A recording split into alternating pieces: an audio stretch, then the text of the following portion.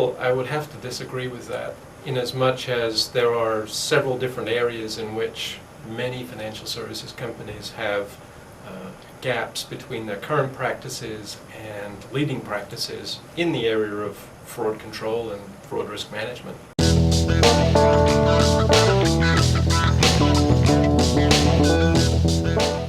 Well, they certainly rate their organizations somewhat more highly, but there are still significant gaps between leading practices and where many of those financial services industries lie, and they still expect a significant rate of frauds in the future that is not that much different from other industries.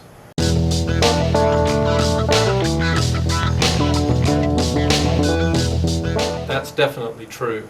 Financial services industries executives are under more pressure from their boards to implement effective fraud controls than organizations in other industries. What has yet to happen is for this to really play out in terms of their industry's performance in fraud control being dramatically better than other industries. So far, they're still only a little bit ahead.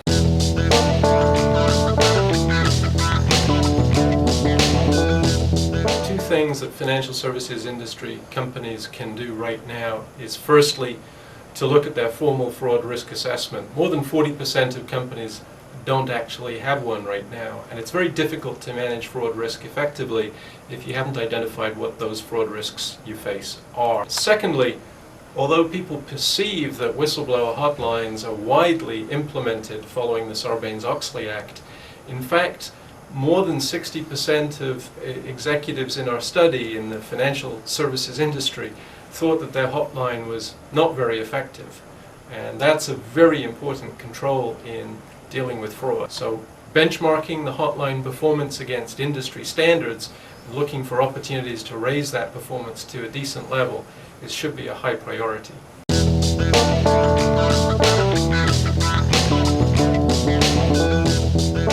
The financial services industry is well known for periodic major frauds that involve overrides of internal controls or collusion among a small number of employees.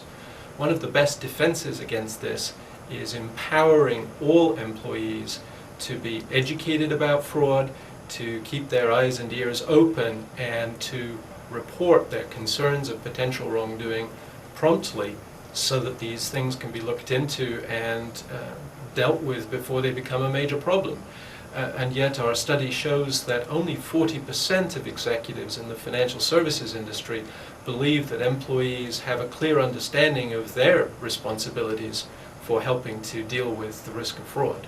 Clearly, improvements in employee training on fraud awareness are an opportunity here.